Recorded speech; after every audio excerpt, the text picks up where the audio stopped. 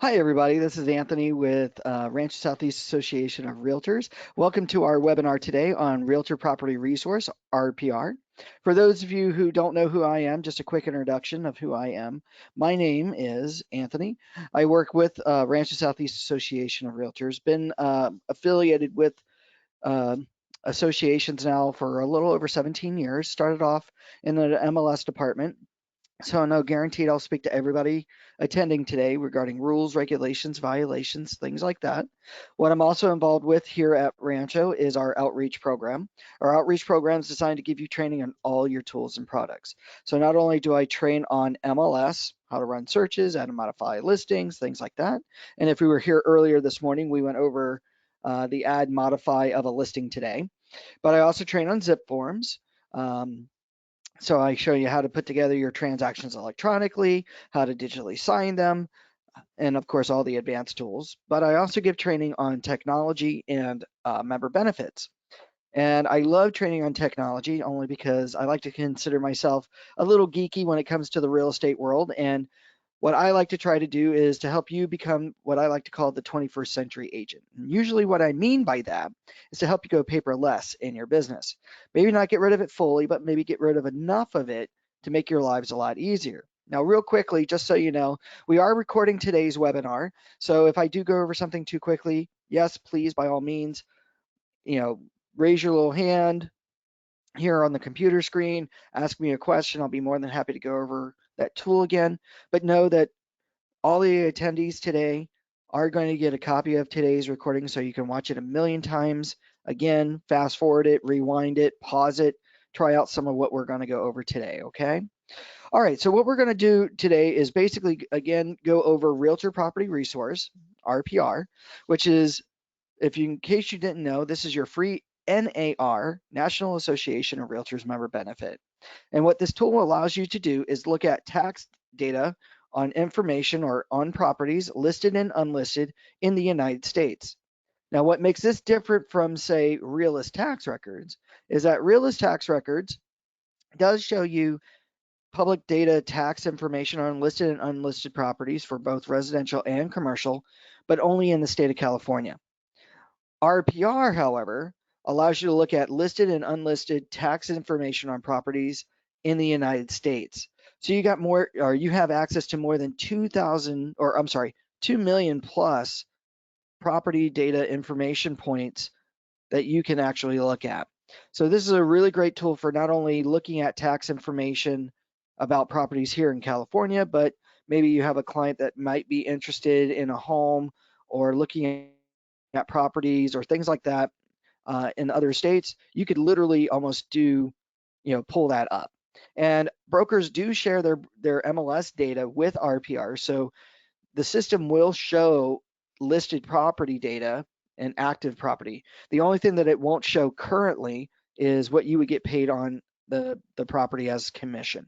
So right now they're not, it doesn't have that type of information. It doesn't have showing instructions, but at least you would be able to look at really accurate information on properties. Now, really, what I like to use RPR mostly for is creating CMAs. And for those of you who don't know what a CMA is, a CMA stands for Comparative Market Analysis. And this is your tool to be able to sit down with a potential seller to go over market realities. Now, there are times in the MLS, and even though I like to always go to the MLS first to pull out property tax data, to be able to show actualities of what's actually being listed in the MLS and things like that. But there are times where we're going to market a property or we get a chance to sit down with a potential seller. And when we pull up information in the MLS, there's just not a lot of information to choose from. Maybe there's not a lot of activity in the neighborhood or things like that. So how do we go about trying to give them estimated values that are really close to actual market realities versus, say, other public websites out there that are off between 25 and 30% in their data? This is where Realist and RPR will come in. Now today what we're going to do is we're going to go over RPR and how to create or find a property, or we're going to go over, first and foremost, how to sign up for it, because it is free to sign up for, how to run a property search. We're going to go over some details about the property information that you're going to be able to see. And of course, we're going to create a CMA, all within an hour, okay? So how do we access RPR? Well, first and foremost, we're going to log into the MLS. When we log into the MLS, we're going to come over to the top portion of the screen of the MLS to the green tabs. Here, we're going to move our mouse to where it says links and click. When we click on the links tab, this will display all of our third-party member benefits offered to us by CRMLS. If we scroll down on this list, we're going to scroll down to where it says Realtor Property Resource RPR. When we click on this, we're going to be taken to RPR's screen to log in. Now, if we've never registered before, we don't have a login just yet. So what we want to do is create a brand new account. When we click on create a new account, we're going to put in our NRDS number.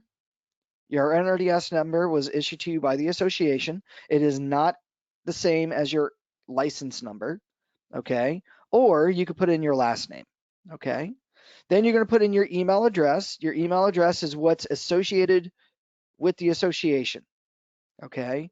So the email address at the time that you joined the board that's still valid in the MLS, that's the email address you want to use. Once you put in those two bits of information and you hit next, you're then going to be asked to create a password. Now, after you create your username and password,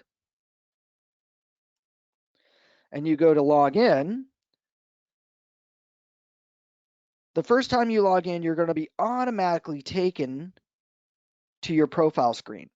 Now, you can fill out your profile screen later on, but if you do, then log back into RPR, scroll over towards the top and click on this settings icon, and this will take you to your profile. Now, here at your profile, you want to make sure that you update your logo as well as your profile picture. So click on change logo, browse your computer for your company logo. If I can find one, there we go. There we go. We're going to say okay. We're going to use our company logo. Then we have our profile picture. Now, just as a rule of thumb, I always tell agents, make sure that you always have an updated profile picture of yourself, right? You don't want to be like some of the people that I know that still use, or some of the agents that I know that still use their same photo from 30, 40, 50 years ago, right? You want to have an updated profile picture of yourself because this is how people see you today. Now, the reason why we're uploading our photos and our logos here is that this will affect our cover sheet for our presentations. So make sure that information is correct. Not to mention, make sure your contact information is up to date. Make sure your first name, your last name, your office name, their address, your phone number, and put as many phone numbers as you need. So your main office number, your cell number, your email address. If you have a personal website,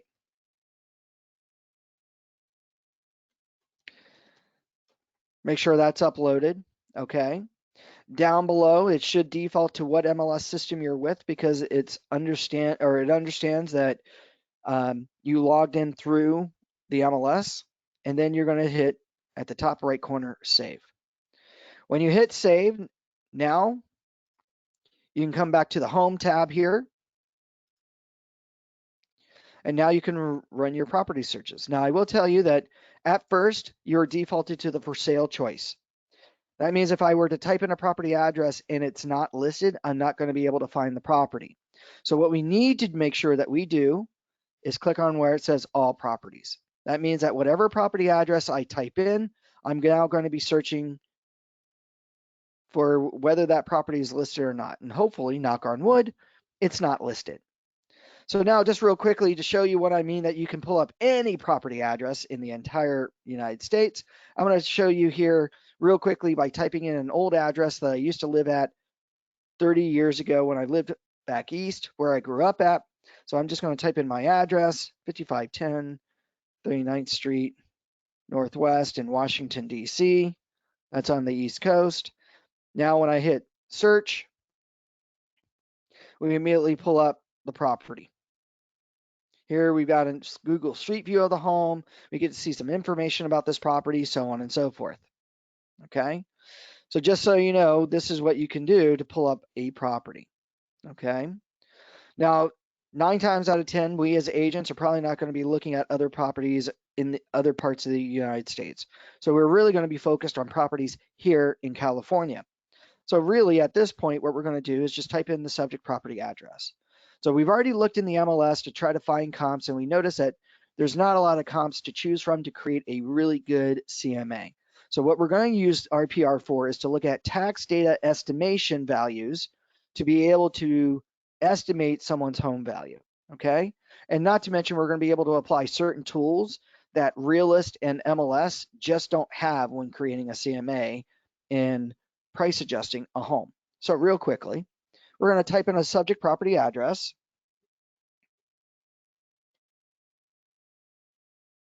Oh, and by the way, are there any questions so far?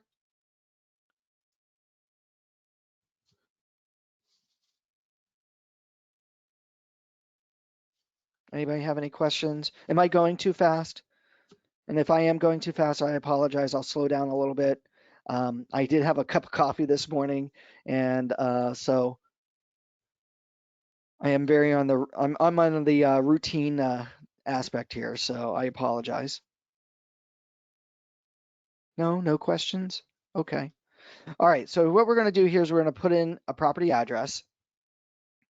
So I'm going to type in 9 Sandflower, Newport Beach. There we go. Finds the address.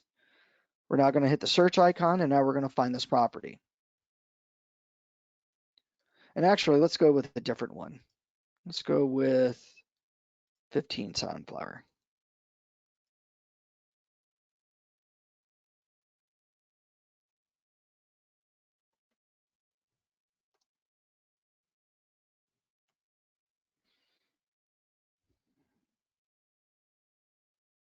And if it doesn't find the property, that's okay. We're just going to grab one at random here. And that's funny, it pulled up Costa Mesa. Okay, so here real quickly, we pull up a property, 1013 Arbor Street in Costa Mesa, California. Okay.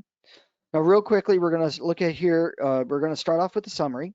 The summary has what they call the RVM, stands for Realtor Value Market, or AVM, Assessed Value Market. Okay, and what this does is it basically looks at properties that have been sold on both the MLS as well as FSBOs. So whatever's been recorded at title on tax on the county records, and it estimates a value of other home values in the area. Now down below, we get to see some basic facts about the home, what's already recorded on title, 4-bedroom, 2-bath, single family residence, 1,600 square feet, so on and so forth. We can come down below, we get to see the owner's name. We get to see a Google Street View of the property. Okay, whoops. There we go. We get to see a Google Street View of that home. We come down below, and real quickly, we can make our own personal notes on the home. No one else ever sees these notes other than us. Down below, we get to see the homeowner fax. Now, if the property is vested in a trust or an LLC, we immediately get to see if the trust name. Now, if we notice that a property is vested in a trust or an LLC, we know right away we've got to do some work or extra paperwork, right? Like the RCSD, stands for the Representative Capacity Signature Disclosure.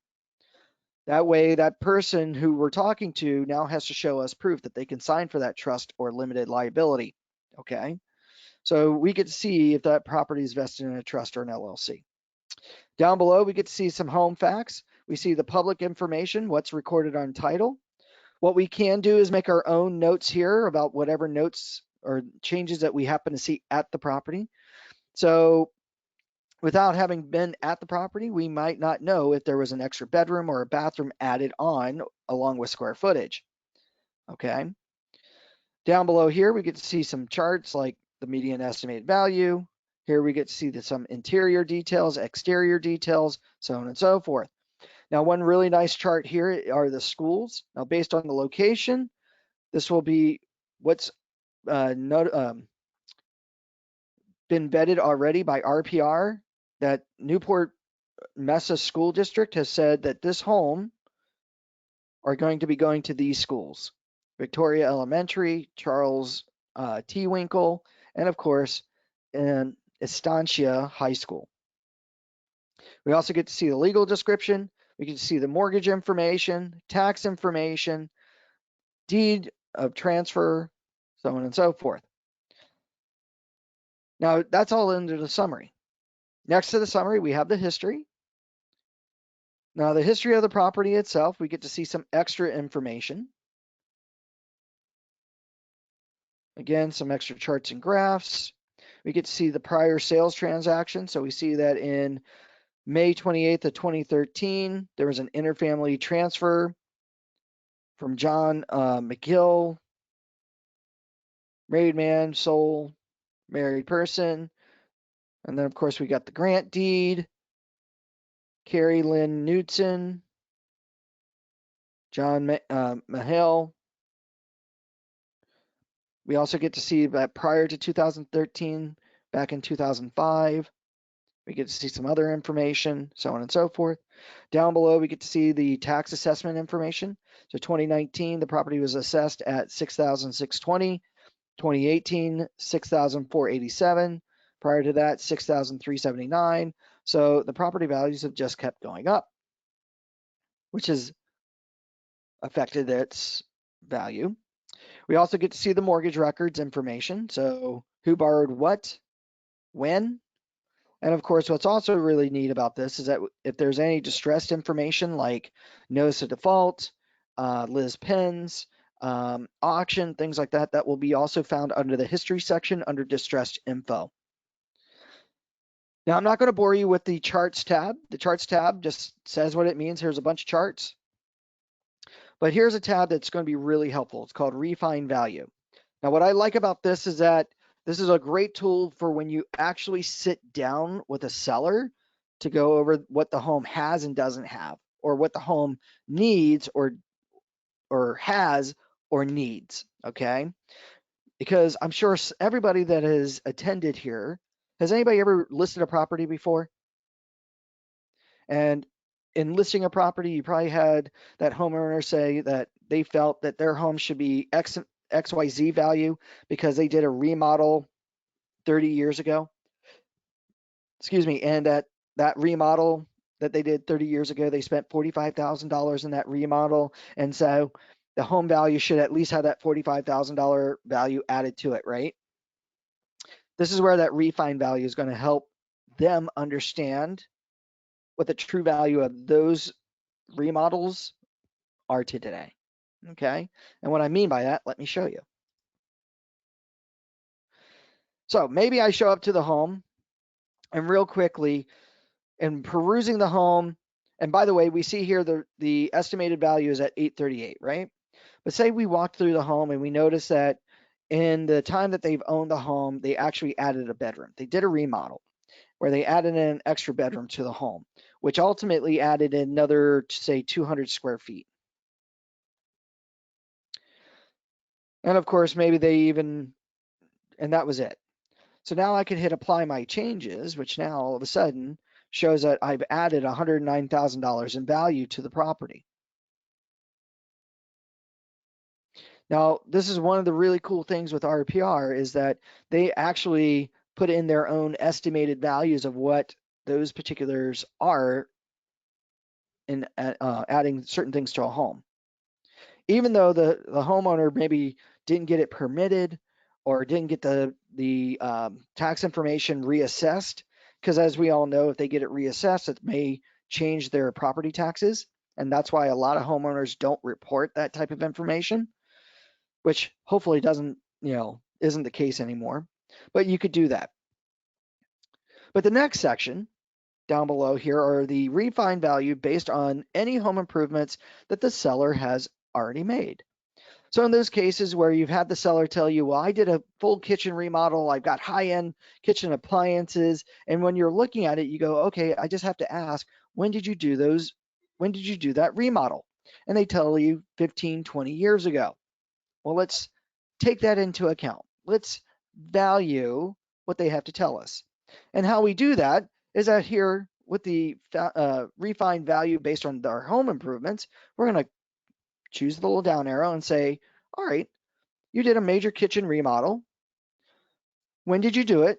Probably in March of, you said 15 years ago. So that was back in 2005. And you did what to the kitchen? $30,000 in kitchen upgrades? Okay. Now when we hit add this value, we see that ultimately with depreciation, wear and tear, that this only adds $10,000 to that value. So their remodel that they did back in 2005, 15 years ago, and spent $30,000 on that remodel, really only adds $10,000, almost $11,000 in today's value. Why is that? Well, materials back then, like the kitchen appliances, like the stove, the dishwasher, have all been used, right? And maybe what was high end back 15 years ago is not necessarily the same high end today, right? Because technologies have improved and things like that. So what we can now do is go through and add in those things that they've done. Now the opposite is said. What happens if you walk through a home and notice that things need to be fixed or things need to be done, right? We can now show them the value of that. So we can refine the value based on home improvements that need to be made. Okay. Now, why is this something that's good to get a seller to understand?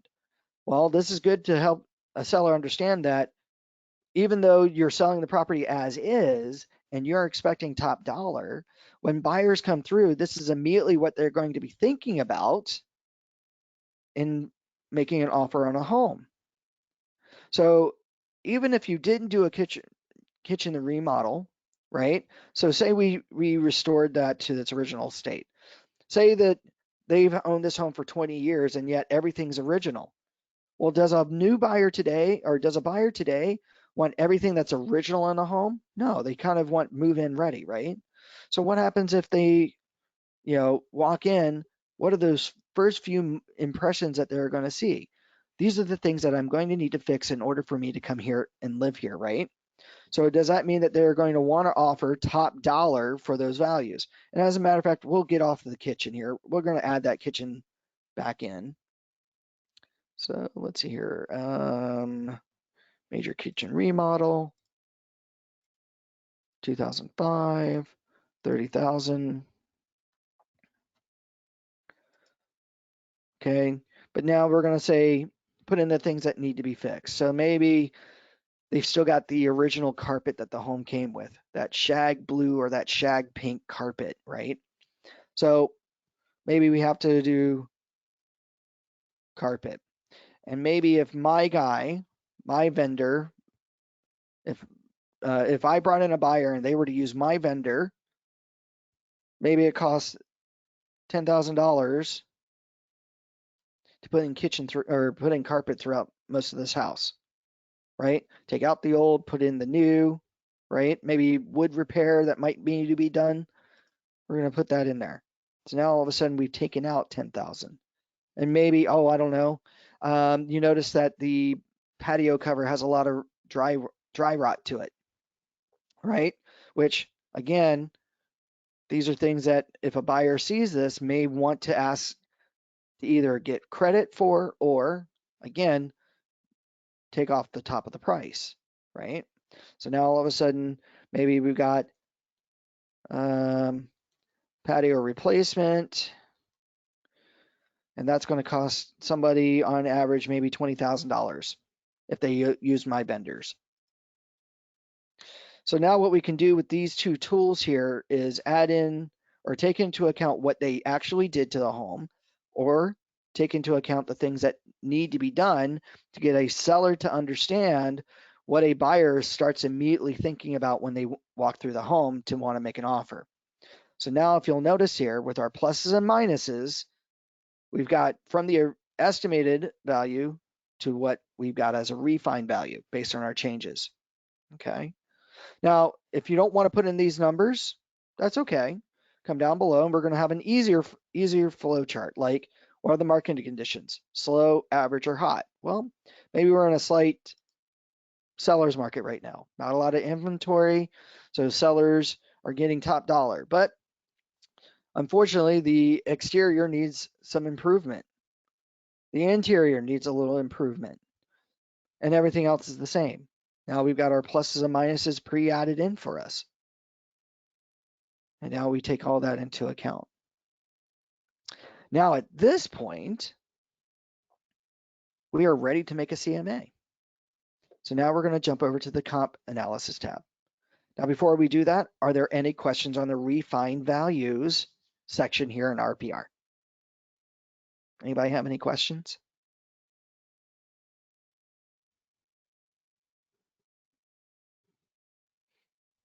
No questions?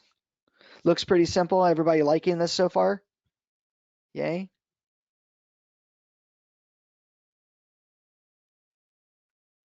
Good. All right. Thank you. All right. So now we're going to create a comp or create a CMA report. There we go. So here, when we go to create a CMA report, we're going to follow an easy 1, 2, 3, 4, 5-step process. Step number 1, we're going to confirm our home fax. Here is a chance for us to make sure that we have our public record or our changes inputted in, and now we're going to confirm our fax. Number 2, we're going to find our comps. Very easy. We're going to start from left to right. On the left-hand side, we're going to make sure that the information is correct. So here we've got single-family residence already pulled up from the tax record, so it's automatically chosen for us. From here, under the property status, even though it's looking for active for sale and pending for sale, we've already looked in the MLS. So we don't see a lot of active and pending sales in the area. So maybe we need to look at public record, people who have sold their homes through FSBO, and of course, maybe anything that might be distressed in the immediate area. Down below underneath that, maybe we want to look for active under contract or backup, sold properties. Down below here, how far back do I want the off-market property information? Now here it's defaulted to 6 months, but if we hit the down arrow, we can say go back only a week, a month, 3 months, look at 12 months worth of data or 18 months. Now typically you as an agent are going to be looking at no greater than 3 months, right? Because each and every 3-month quarter is a little bit different than the previous quarter, right? Like a winter quarter is different from a spring quarter. A spring quarter is different from a fall quarter. A summer quarter is different from a winter quarter, right? Hopefully, if you have enough comps, you shouldn't need to go back further than 3 months. Now down below here under bedrooms and bathrooms, this is where we're going to make sure that we put in the appropriate information. Well, how do we have this information? Go back to your property summary and make sure that you grab the right information that you need and plug it in. The living area square footage, you want to give or take around the subject property about probably around no greater than 10%. So if the property was 1,600 square feet, maybe we go 1,300 to 1,900 square feet. And then again, if I don't have anything else selected, we're not going to use it. But before we hit search, we need to find or define our area. Now you'll notice here in the middle of our map, there's the subject property. So now what we want to do is pull up properties around the subject closest to, but not so far out, okay? Now how we do that is with this choice over here towards the top left called draw a shape. We hit the down arrow, we can draw our various different shapes like a box, a radius circle, or a polygon. Very simply, to draw a shape, just simply click on the shape, like as an example, the circle. Bring your mouse over to the center or where the property is, click and hold with your mouse and pull out. Draw it out or bring it out to the desired distance that you want or the shape that you want, and then let go.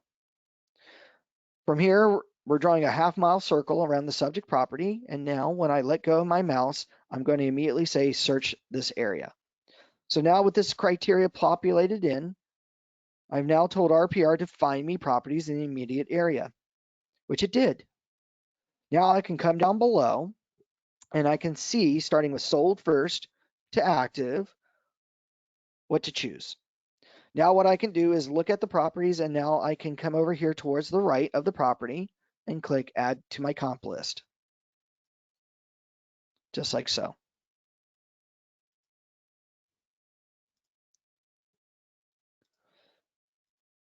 Once you picked your properties, now come down below and click on Update Valuation and Close. When you click up on Update Valuation, now you're immediately taken to step 5, where you can now create a report.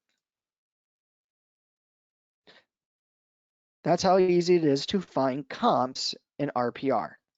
Are there any questions on finding comps?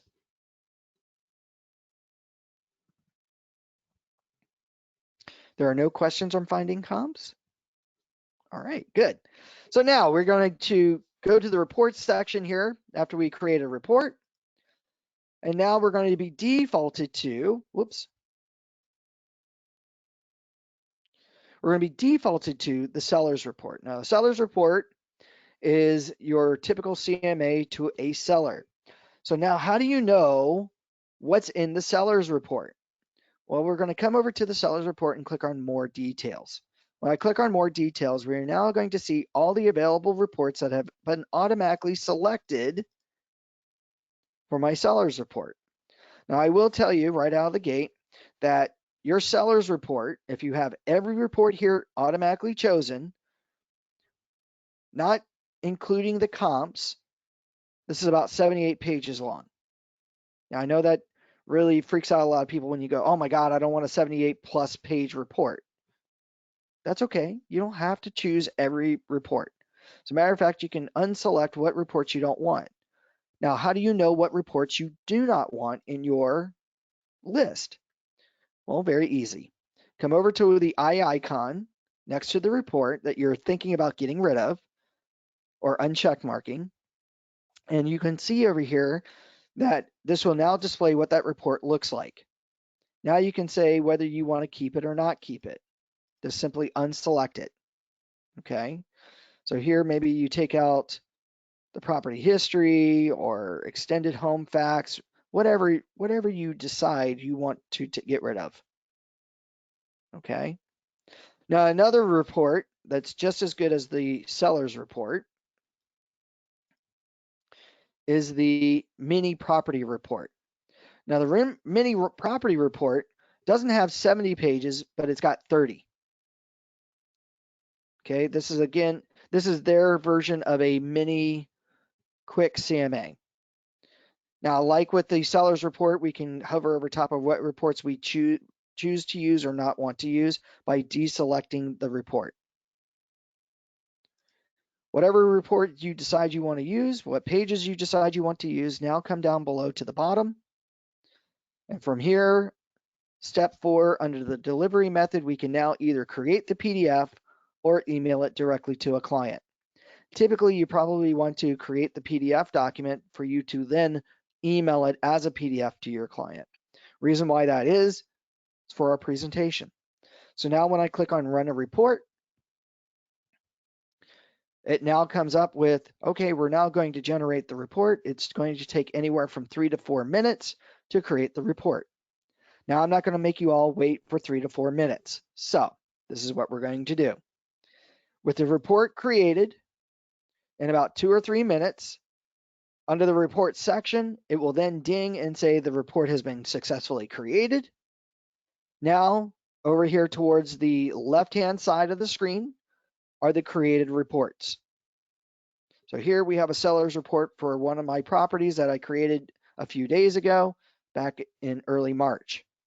Now, I will tell you that what's nice about our CMA here in RPR is that these reports will last for 30 days. After 30 days, RPR automatically deletes out these reports. Okay, so you don't have to go in and manually delete them yourself. You can, but the system does it for you. But just to show you what the seller's report looks like, very simply, we're going to click on the PDF document or on that report, and the PDF document opens up. So here, real quickly, page 1, this is what page 1 looks like. It's going to have your company logos. It's going to have your profile picture, your profile information, the property address, the Google Street View on page 1. Page 2, we've got the seller's report here, a satellite view of the home, its information. Now, typically, it's not going to have a sold price because why? It's not been listed in the MLS, so ignore that one. But notice the refined, your comps, and of course, the current estimated value. So we're at least going to have those 3 numbers there. From here, we're going to see some of the home facts, like the public facts or my changes. Some extended home facts about the property, what's recorded on title.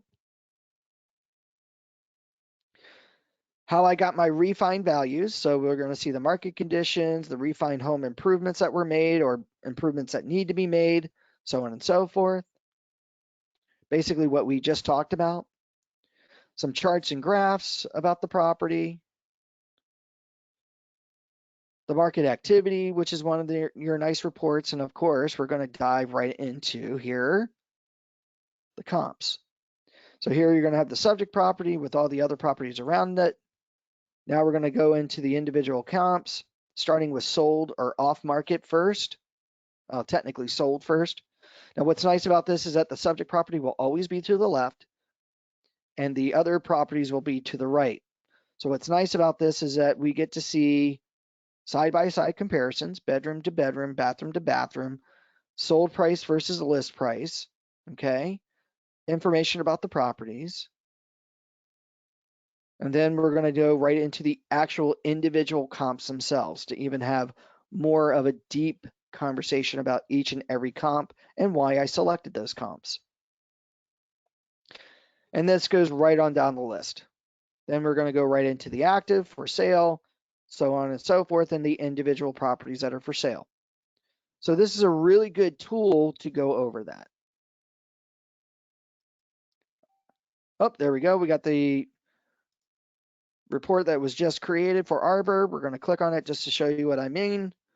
So here, Google Street View, our information. Here we go, estimated value, our refined value, the comps, right on down the list.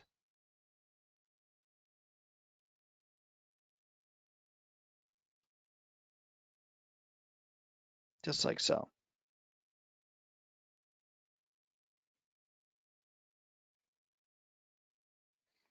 Are there any questions? Let's get to those comps. Oh, there are those comps. There's our solds, individual sold information. So the property sold at 804 was estimated at 844. We can talk about that, what the public facts were, what the listed facts were, why it got what it's got, so on and so forth. Are there any questions about the seller's report for the CMA?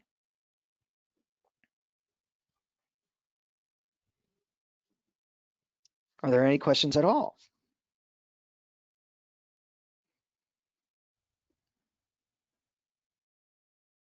You guys are super quiet today. Y'all can hear me, right? Oh, yeah, there it goes.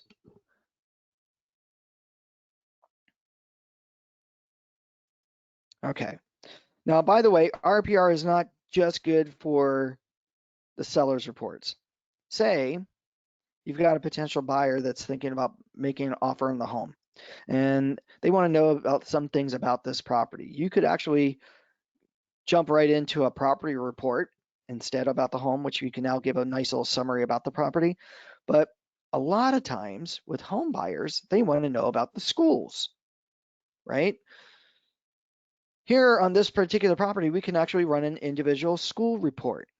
Now, when we select the school report section, the system automatically asks me what school do we need a report on, okay?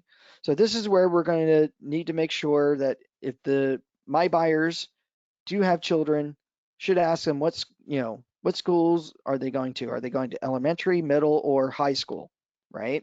It's all part of building our rapport with our potential clients. Maybe my client's going to going into middle school, so they want to know what the middle school is like. So here we're going to find out information about Charles W. T. Winkle Middle School, which is one of the schools, or which is the middle school for this school district that this home will be going to. So I'm going to select middle school, and I'm going to say select. Now from here, under the school report details, we have several pages. Now, I will tell you this is about maybe less than 10 pages long. Now down below, I'm going to either email this report or display it or create it so I can go over it with them. And I'm going to hit run the report. Just that simple. Here, 2 minutes or less, should have a school report. So, funny enough, I already created a school report for Charles W.T. Winkle. So let's look at the Charles W.T. Winkle school report.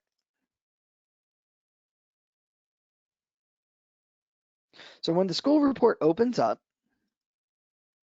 page 1 of the school report gives you the name of the school, but you'll notice here on the map, it gives you the boundaries of where that school services based on the Unified School District information. I apologize for the phone. So here what we're going to see is based on a map, we actually get to see the school boundaries of that school. Here again is our information. Down below, I'm going to zoom in on this so everybody can see this a little bit better. Down below, we've got the Charles W.T. Winkle. We see a satellite view of the school. We get to see a map view of the school, but now we're going to find out some school details, some facts. Starting from left to right, we've got the name of the school, middle school, it's public versus private, 7th to 8th grade, the Newport Mesa Unified School District. Here's the address, here's the phone number to the school. More importantly, the school is an overall B rating, total enrollment, 692 students this year, student to teacher ratio, 23:1. Students on the free lunch program, getting free lunches is 78%. So here at this school, 78% of the kids that go to this school are on the free lunch program. Now on the academic grade levels here, the average GPA, we don't see what that is, but the math proficiency, 30% of the kids that go to this school are proficient in math, 40% are proficient in reading and writing, and there are 4% of the student body that's actually in the gifted student program. This one always gets to me because I don't know how you become a B-rated school when more than 50% of your students don't know how to add and subtract, and more than 50% of your students don't know how to read and write. That's okay, but know that that's what they're dealing with. Now, here's another interesting fact about this school. The average teacher salary is $103,000 per year. Now, what you could do as an agent, if we're talking about marketing and things like that, maybe you start reaching out to some of the teachers at the school. Hey, are you looking for a home? Do you know that there are,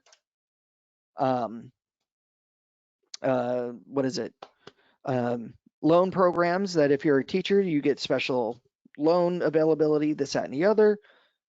So you can look at the average teacher salary that's in this school, okay? So I think that's really neat. Down below here, we also get to see nearby schools within 5 miles of the subject school. So here we get to see all the other schools, if they're public or private, what their ratings are, if they're public, what their addresses are, things like that.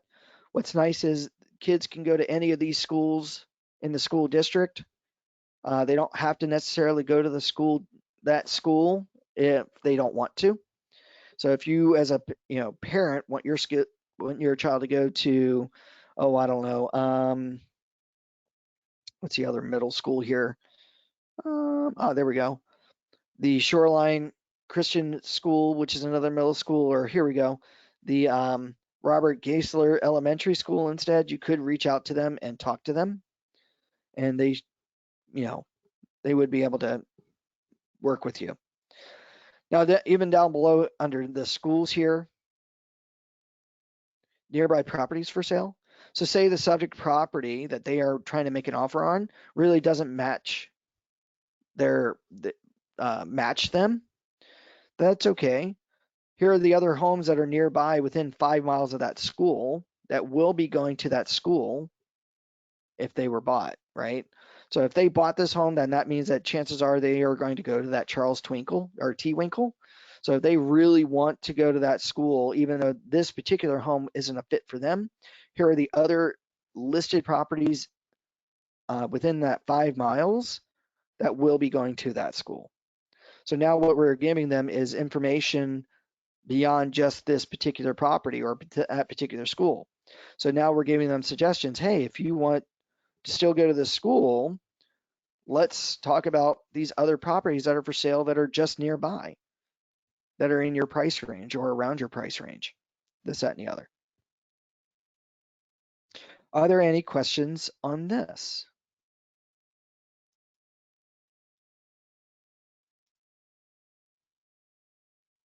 Are there any questions on any other reports?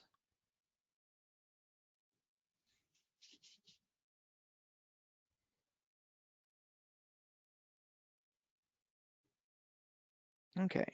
Well, if there are no other questions, let me show you one last thing and I'll let you guys go. Okay. So say all is said and done. Say you're there at the property with that potential seller, and now that seller says wants to list with you. You've convinced them based on your seller's report that they now want to list a property with you. Okay. What do? We got to write up the contracts. So what do we do now? We probably now jump onto the web. We go to www.car.org and we have to log into our zipForms, right? Now, if you notice here, I had to leave RPR in order to come in here or go to a different website, log into my zipForms account.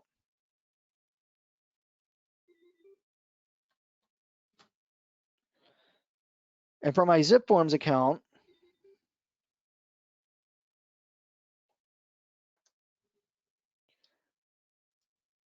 I apologize, log into my zipForms account. And from here, I have to now create a new transaction, grab the forms automatically. Then I have to jump back and forth putting in the property details, right? Well, let's help you out with this. We're going to actually skip a bunch of steps and not have to worry about leaving. And by the way, here are my current transactions. So here, what we're going to now do is we're going to be within RPR.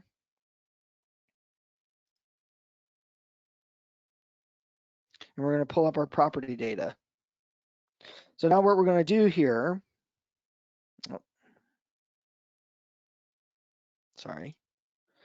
is that now what we're going to do is we're going to pull up that property on Arbor. Love these little pop-ups. There we go. We're going to go back into Arbor.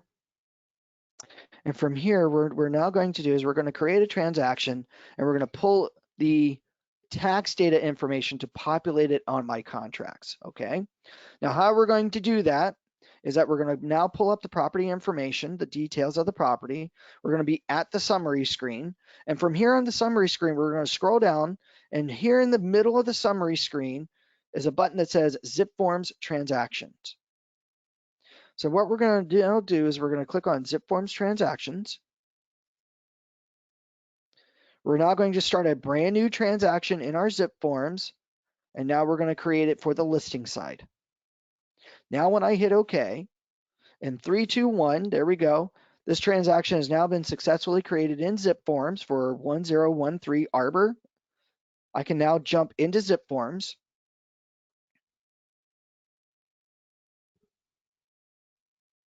We're going to continue. And now we're going to be right in the transaction that we just created at the summary screen.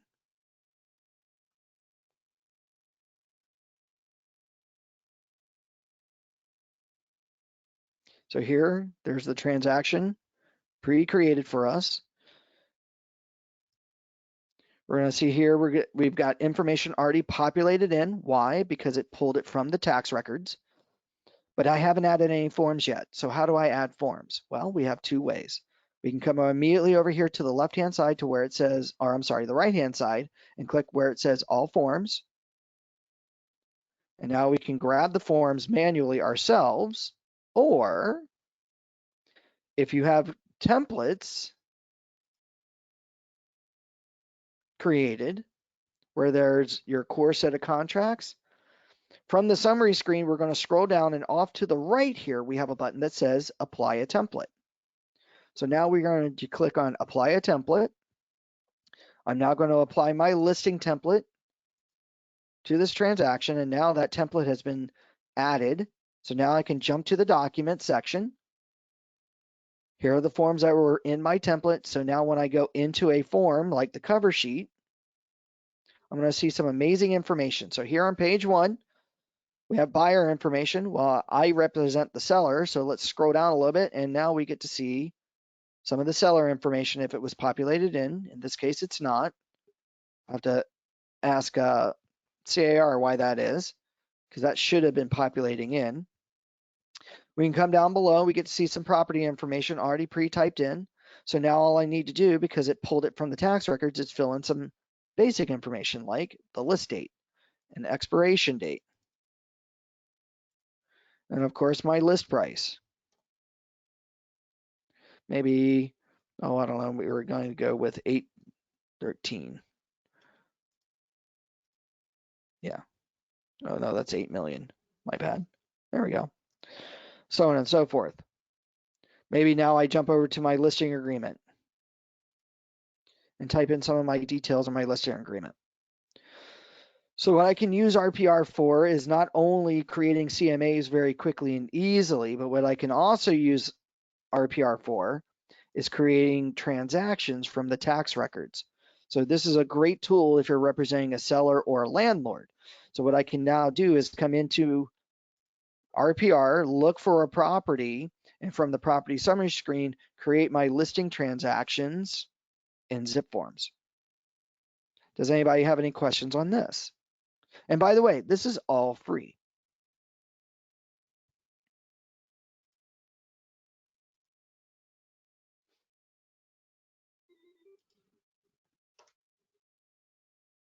It looks like it's running a little slow today. There we go. Are there any questions at all? Now, by the way, if you're a commercial agent or you also specialize in commercial, by the way, just remember we're in the residential side, but if you go over towards the top right where it says welcome in your name here, next to it will say commercial. We can click on the commercial side and do the exact same thing for commercial searches. So here we can do search details or searches, maybe type in that commercial property address and create our CMAs that way. So let's see here, 108 or 900 183rd. There we go, Cerritos.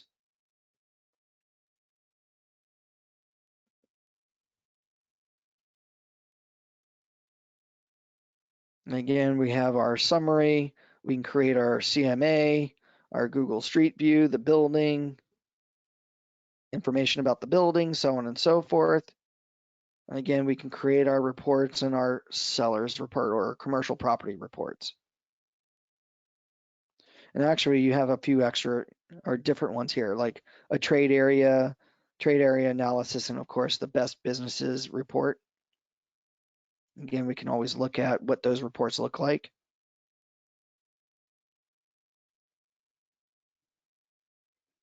Maybe look at that trade area.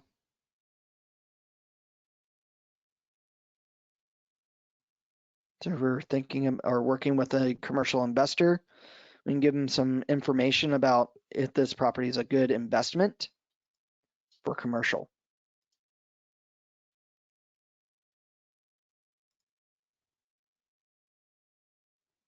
Let me see here if I've got also another tool here that I would highly look at to play with is their valuation property analysis for investors.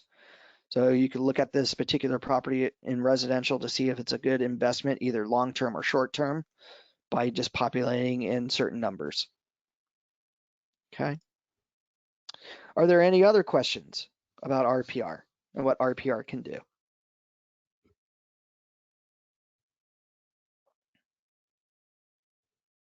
There are no other questions?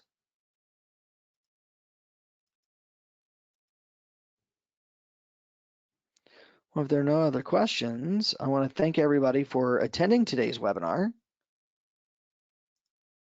If you have any questions whatsoever, feel free to give me a call. My number is 949-586-6800, extension 104, or feel free to email me at tony@ocrealtors.org. I hope everybody has a great and wonderful day. I hope you did enjoy today's webinar on how to use RPR to create CMAs along with some other things or great other tools. And and I hope you have a great and wonderful week. If you have any other questions, please feel free to reach out, and I will talk to you all very, very soon. All right. Have a great day, and I will get you your recording today. All right. Bye-bye.